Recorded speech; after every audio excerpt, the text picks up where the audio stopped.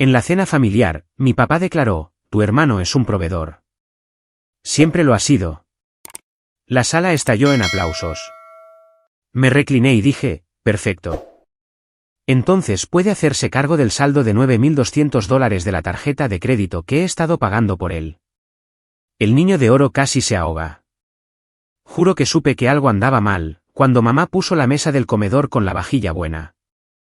Esa está reservada para Navidad, o Pascua, o las raras ocasiones en que Ethan decide bendecirnos con su presencia.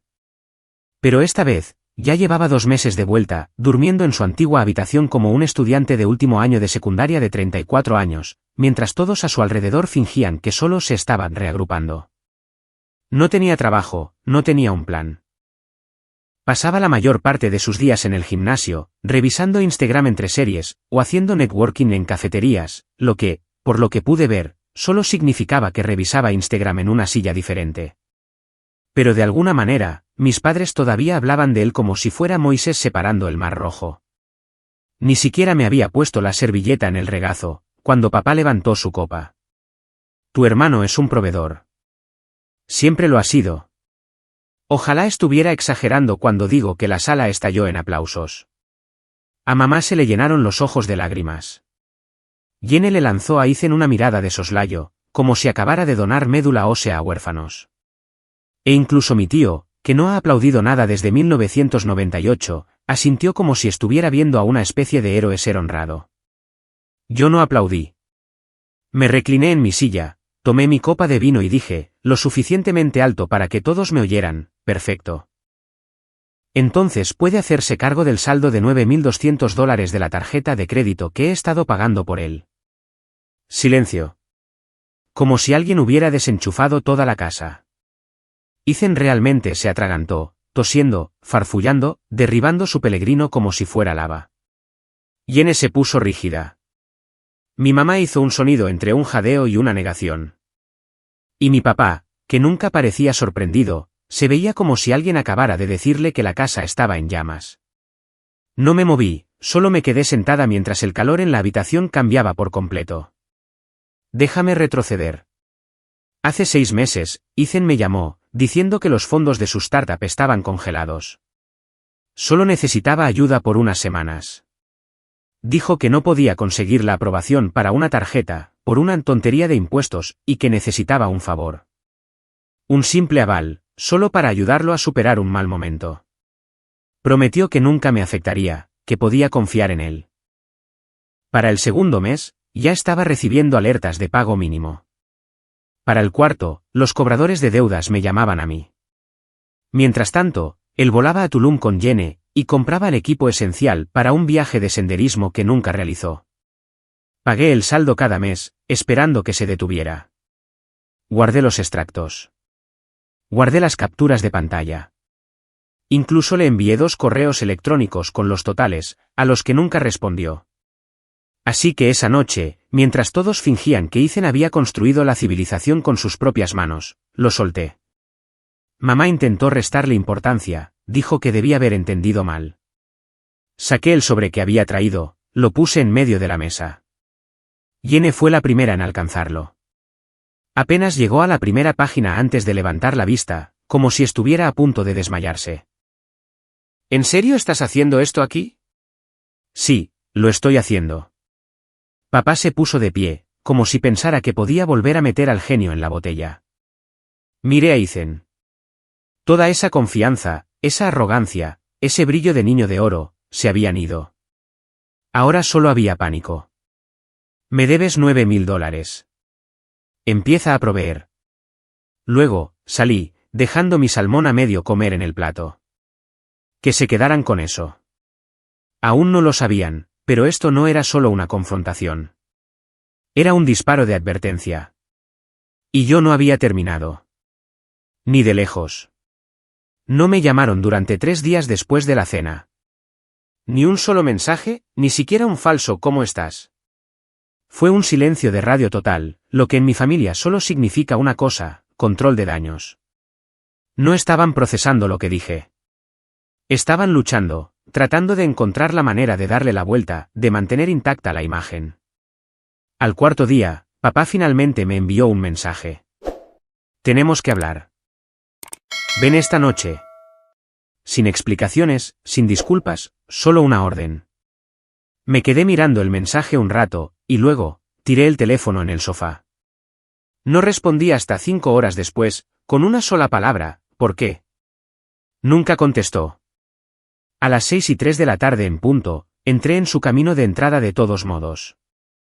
No porque les debiera una maldita cosa, sino porque quería ver hasta dónde se habían extendido las grietas. En el momento en que entré, supe que había entrado en una intervención escenificada. La mesa ya estaba puesta de nuevo, con la vajilla buena. Mamá había encendido velas, como si esto fuera una cumbre de paz. Papá estaba sentado a la cabeza de la mesa, con una carpeta de Manila delante de él, como si estuviera mediando en una fusión, no limpiando el desastre financiero de su hijo. Jenny estaba de pie en la esquina de la cocina, con los brazos cruzados. No me miró. Nadie dijo hola. Papá señaló el asiento frente a él, y me senté sin decir una palabra. Abrió la carpeta y la deslizó sobre la mesa. Dentro había un cheque, de $9,200, exactamente lo que Ethan me debía. Dijo que querían resolver esto como adultos, que era inapropiado sacar a relucir algo tan personal en una reunión familiar. Le pregunté cuántas veces debería haberlo sacado en privado, antes de que estuviera bien decirlo en voz alta. No respondió. Mamá dijo que Ethan estaba bajo mucha presión últimamente, que estaba tratando de recuperarse, y que solo cometió algunos errores. Dijo que nunca tuvo la intención de que la carga cayera sobre mí. Les pregunté si querían ver los mensajes en los que me ignoró, los correos electrónicos que no contestó, las compras que hizo después de que le dije que estaba luchando por cubrirlo, auriculares de $600, envío en 2 días para un dron. Les dije que guardé cada recibo, cada transacción. Jenny se estremeció cuando dije eso. Fue entonces cuando supe que no tenía ni idea de que era tan grave. Mamá intentó cambiar de tema, dijo que lo importante era que la deuda estaba saldada, que ahora podíamos seguir adelante. Fue entonces cuando Jenny caminó en silencio hacia la sala de estar, recogió una bolsa de lona que había estado junto al sofá, y se volvió hacia mamá y papá. Dijo que había terminado, que no iba a pasar una noche más fingiendo que Ethan era alguien que no era. Dijo que yo tenía razón. No dije nada. Solo la vi irse, atónita por lo silenciosa que fue al respecto. Sin dramas, sin peleas, simplemente se acabó. Aparentemente, después de la cena, ella comenzó a investigar, encontró los mismos extractos que yo tenía, abrió su portátil y vio los pagos, vio las aplicaciones, las capturas de pantalla que yo imprimí. Ya había visto la mitad de ellos la noche anterior. Mamá parecía que iba a llorar. Papá simplemente se quedó sentado, mirando el cheque como si fuera una especie de rescate de rehenes. Lo empujó sobre la mesa de nuevo. Esta vez, lo tomé por completo, no porque estuviera perdonando algo. Ese cheque no era justicia. Era solo un recibo. Era el coste de la exposición, el primer pago por años de fingir que no veía lo que estaba sucediendo frente a mí. Pero no había terminado. Ni de lejos. No solo quería mi dinero. Quería responsabilidad. Así que, salí con el cheque, fui directamente a casa y abrí una carpeta nueva en mi escritorio. Ethan, comienza la limpieza. Porque el niño de oro ahora tenía grietas. Y la próxima vez que intentara enterrar su desastre, no podría hacerlo en la oscuridad. Y el siguiente movimiento era mío. 2 semanas. Eso es lo que duró el silencio después de que me entregaron el cheque, tiempo suficiente para que se convencieran de que todo había terminado. Tiempo suficiente para que yo comenzara a reunir todo. Luego vino la primera grieta, una llamada de un número bloqueado. Dejé que sonara. El mensaje de voz fue corto y patético. Solo hice respirando, como si estuviera caminando de un lado a otro, y luego una línea murmurada, ¿crees que eres mejor que yo? Luego, colgó. Sin nombre, sin explicación. Lo guardé. Al día siguiente, apareció un mensaje en LinkedIn, de alguien llamada Tara Westbrook. No reconocí el nombre, pero el mensaje me hizo incorporarme. Hola, Grace. Espero que no te importe que te contacte. Creo que tu hermano podría haberme estafado. ¿Podemos hablar? No respondí de inmediato. La busqué en Google. Era real. Una diseñadora de interfaz de usuario. Trabajaba con startups. Nada sospechoso. Cuando finalmente respondí, me envió todo. Y quiero decir, todo. Aparentemente, Ethan se había unido a un círculo de startups de mujeres en tecnología. Afirmaba que estaba construyendo una solución fintech inclusiva, para comunidades desatendidas, lo que, traducido de la palabrería, no significaba nada. Lo presentó como un sueño tecnológico feminista, contratar solo a desarrolladoras, dar acciones a creadoras marginadas, donar un porcentaje de las ganancias a niñas en STEM. Cayeron en la trampa. ¿Por qué no lo harían? Tenía encanto, palabras de moda y un historial que no podían verificar, porque siempre culpaba a los acuerdos de confidencialidad. 3 mujeres se unieron.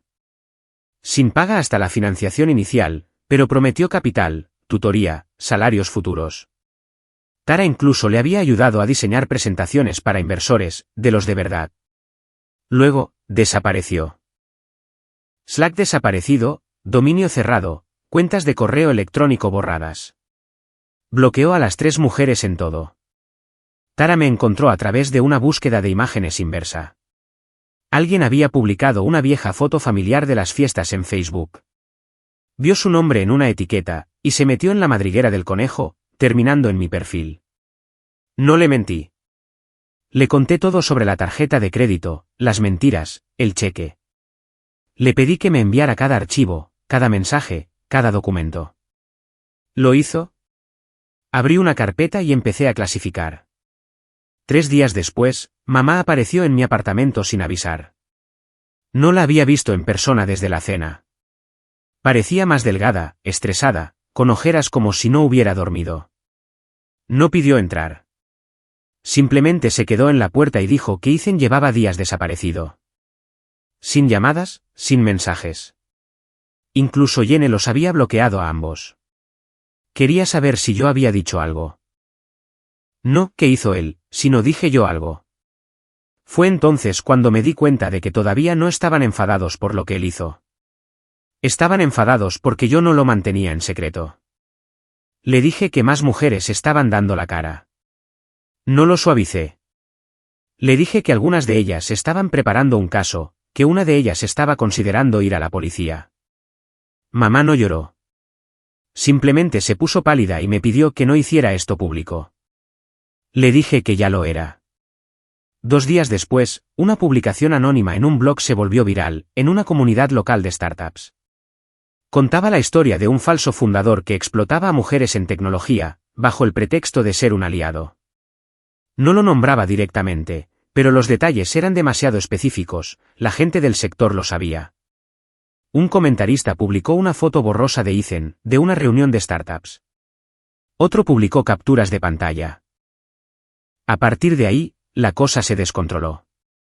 Recibí un mensaje de una mujer llamada Kate, que decía que Ethan le pidió prestados $2.000 para una rápida oportunidad de inversión ángel y nunca se los devolvió.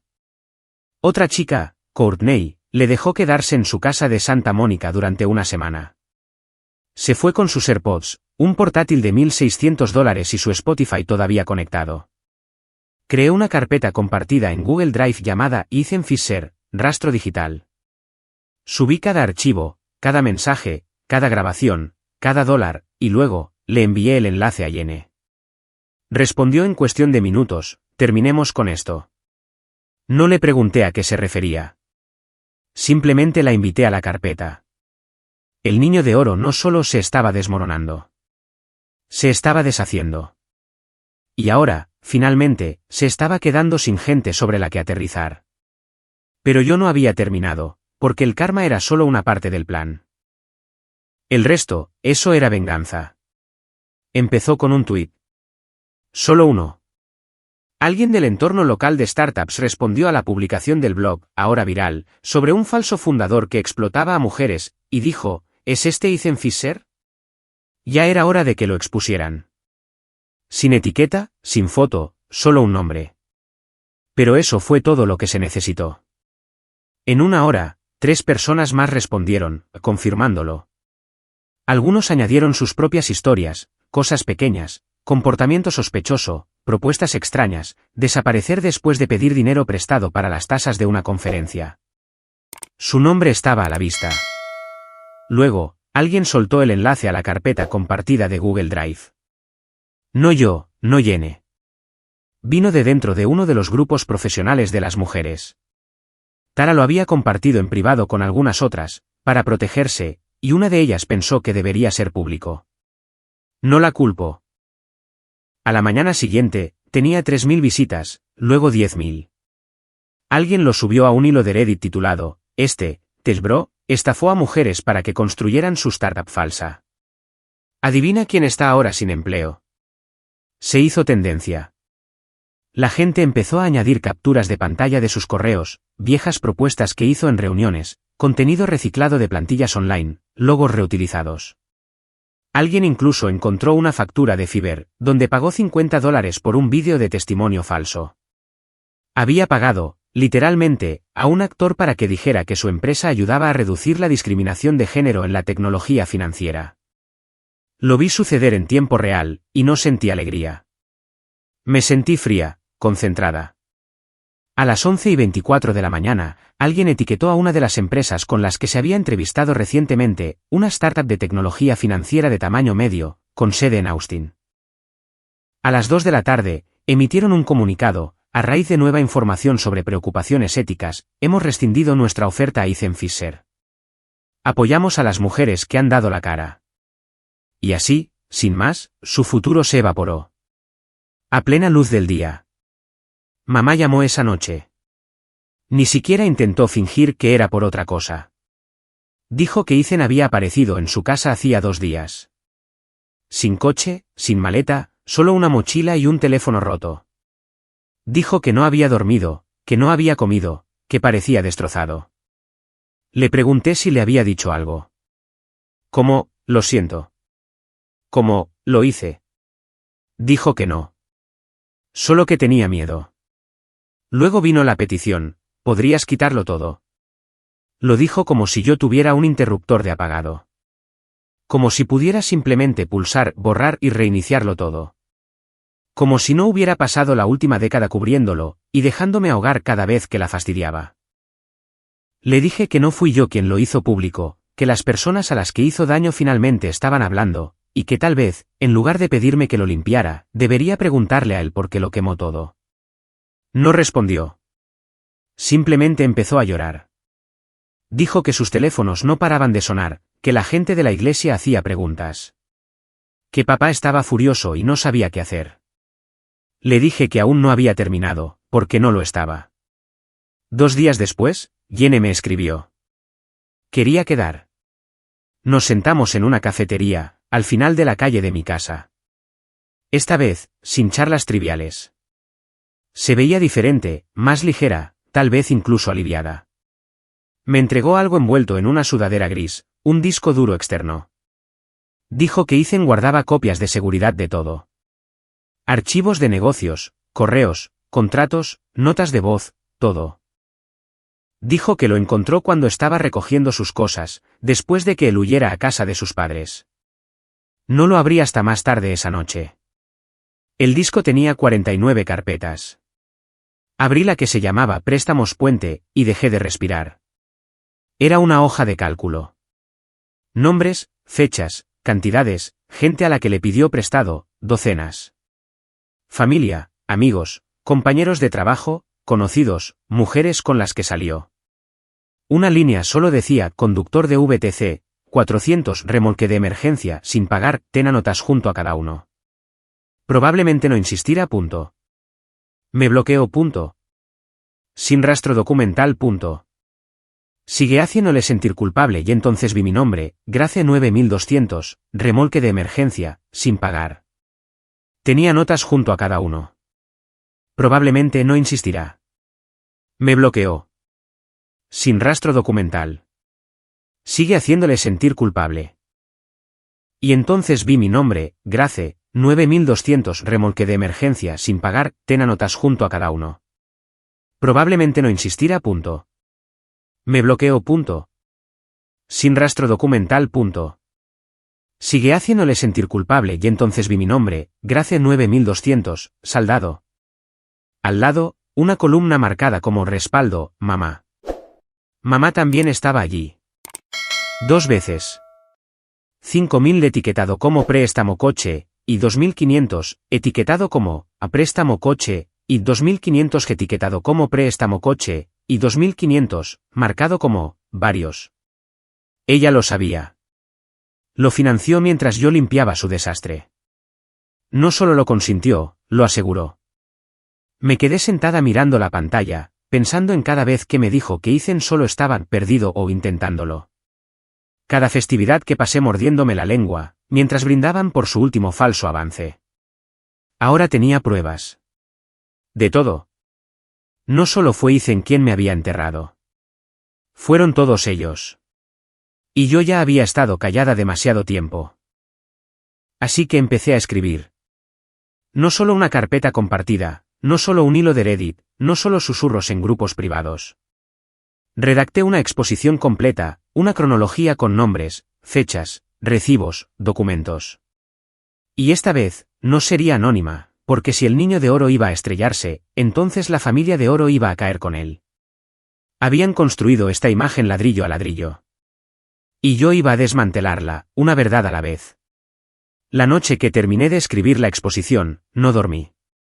La tenía guardada en 3 sitios, mi portátil, una unidad en la nube cifrada y un USB de respaldo que metí en un sobre y dejé en mi caja de seguridad a la mañana siguiente. Ya no solo estaba protegiendo una historia. Me estaba protegiendo a mí misma. Aún no la había publicado, pero sabía que estaba por llegar. Entonces, ocurrió algo inesperado. Recibí un correo electrónico, no de Ethan, no de mamá o papá, de un abogado. Asunto: posible difamación y violación de la privacidad. Era corto, frío y vago, decía que estaban al tanto de los materiales que circulaban que podrían causar un daño irreparable a la reputación y carrera del señor Ethan Fisher, y que una mayor distribución podría resultar en acciones legales. Sin nombre de bufete, solo parte representante. Se lo reenvié a Jenny. Su respuesta llegó en mayúsculas. Está usando a nuestro amigo de la familia. Este tipo ni siquiera es un abogado litigante de verdad. Me envió una captura de pantalla de una foto de Navidad de hace 3 años. Papá, Ethan y un tipo con un jersey de cuello alto rojo. El abogado. Se llamaba Alan o algo así. Vendía seguros. Les vi el farol. Respondí con una lista de nombres de las mujeres a las que Ethan estafó. Añadí una línea educada: si Ethan Fisher desea emprender acciones legales, estaremos encantados de llevar todo a los tribunales. Tengo 62 archivos listos para la presentación de pruebas. Nadie respondió. Nunca. Pasaron 3 días. Luego, recibí un mensaje de voz de Josh, nuestro primo, el que siempre hacía de intermediario cuando las cosas se ponían incómodas. Sonaba diferente, nervioso, dijo que quería hablar, que era importante, que lo sentía. Quedamos en una cafetería. Tenía un aspecto terrible. Ojos hundidos, manos temblorosas, como alguien que acaba de ver cómo se derrumba su cuenta bancaria. Resulta que Ethan también le había pedido dinero prestado. $12.000. Le dijo que era para el desarrollo de una aplicación. Dijo que era un retorno garantizado del 40%. Josh incluso involucró a uno de sus amigos del trabajo. Pero la peor parte, Josh no se lo había contado a nadie, ni siquiera a su esposa. Y ahora su amigo amenazaba con demandarlo por fraude. Le conté a Josh lo de la hoja de cálculo, lo de la línea que decía: Josh, probablemente se doblegue si se le acorrala. Y Josh se rió. No una risa real, solo del tipo que la gente hace cuando se dan cuenta, demasiado tarde, de que eran un peón. Esa misma noche, llegó la sorpresa. No de Ethan, de papá. Apareció en mi puerta, solo. Sin avisar. Sin mamá, solo él. Parecía viejo, como si todos los años de negación finalmente se hubieran reflejado en su cara. Dijo que quería hablar, que había leído la publicación del blog. Luego me entregó un sobre. Dentro había un cheque de $15.000. Le pregunté para qué era. Dijo: para cubrir cualquier otra cosa que Ethan haya hecho. No quiero saberlo. No lo acepté. Le dije que ya no se trataba del dinero. En realidad, nunca lo fue. Se trataba del hecho de que me dejó desangrarme durante años, mientras Ethan prosperaba a base de mentiras, de que me miró a los ojos una docena de veces mientras me ahogaba y me pidió que entendiera. Dijo que no quería que esto continuara para siempre. Le dije que esa era la primera cosa honesta que me había dicho. Luego le dije algo más, que iba a publicar la exposición, que ya estaba programada. No intentó detenerme. Simplemente asintió. Dijo, haz lo que tengas que hacer. Y luego se fue. 2 horas más tarde, recibí un mensaje de mamá. Solo 2 líneas. Estamos cortando lazos con Ethan. Por favor, no lo publiques. Se acabó. Pero no se había acabado. Todavía no. Porque la historia no era solo de Ethan. Era mía. Y por primera vez en mi vida, iba a asegurarme de que todos la escucharan. La exposición se publicó exactamente a las 9:01 de la mañana de un lunes. La programé la noche anterior. Verifiqué 2 veces los enlaces, los adjuntos, las carpetas de respaldo, las capturas de pantalla. Verifiqué 3 veces el tono. Fáctico, no emocional. Preciso, no amargo. Sin monólogos dramáticos, solo la verdad. El titular era simple y quirúrgico: el niño de oro, el silencio de una familia, las mentiras de un hermano y el coste que todos pagamos. Empezó con los $9.200. Luego, desveló todo: su red de estafas, las mujeres no remuneradas que construyeron su startup falsa, el rastro del dinero a través de las fronteras estatales, la hoja de cálculo de préstamos puente con 46 nombres y creciendo. Di nombres, no por despecho, sino porque el silencio es como sobreviven las personas como Ethan. No adorné ni una palabra. A las 9:47 de la mañana, ya estaba en Reddit. Al mediodía, se había compartido en Twitter, Medium, 2 hilos de LinkedIn y un grupo privado de Facebook para fundadoras, donde alguien lo subtituló: siempre supimos que había un tipo así. Simplemente, nunca tuvimos pruebas hasta ahora. Se compartió más de 70.000 veces en menos de 24 horas. A las 4 de la tarde, alguien de un podcast del que nunca había oído hablar me escribió preguntando si estaría dispuesta a hablar sobre cómo sobrevivir a sistemas familiares narcisistas y al abuso financiero sistémico. No respondí. No quería convertirme en la cara de nada. Solo quería que la gente lo supiera. Y lo supieron. Lo sabían. Esa noche, el silencio de mis padres finalmente se rompió. No llamaron. No enviaron mensajes. Enviaron un correo electrónico. Hemos leído lo que has publicado. Estamos profundamente dolidos por tu decisión de hacer públicos asuntos privados. Por ahora, creemos que es mejor terminar todo contacto. Eso fue todo. Ningún reconocimiento de lo que Ethan había hecho. Ningún arrepentimiento, ninguna mención a las mujeres, ninguna asunción de responsabilidad, solo hemos terminado contigo. No lloré. Me quedé mirando la pantalla durante quizás 5 segundos. Luego, archivé el mensaje y silencié sus direcciones. Ya había desactivado el buzón de voz de sus números. No quería un cierre. Quería silencio. Y finalmente, lo tenía. Ethan desapareció. No sé a dónde fue. Alguien dijo que intentó borrar todas sus redes sociales, pero era demasiado tarde. Internet nunca olvida. Algunas de las mujeres presentaron demandas de menor cuantía. Algunas obtuvieron pagos parciales, otras no, pero ahora estaban conectadas, apoyándose mutuamente, creando un espacio, compartiendo recibos. Jenny se unió a ellas. Ella y una de las diseñadoras a las que él estafó, iniciaron una pequeña agencia. Trabajo real, clientes reales, integridad real. Incluso me ofreció una bonificación por recomendación, si conocía a alguien que necesitara branding. Eso me hizo reír. Josh, el primo al que estafó por $12.000, me llamó una semana después. Dijo que le contó todo a su esposa. Dijo que fue una conversación dura, pero que lo estaban superando. Me dio las gracias. Dijo, me salvaste de darle aún más. Pero la verdadera sorpresa llegó unas semanas después de que todo se calmara. Recibí una carta por correo. Escrita a mano. Sin remitente. Dentro había una hoja de papel doblada. Sin firma. Solo 7 palabras, debería haberte protegido.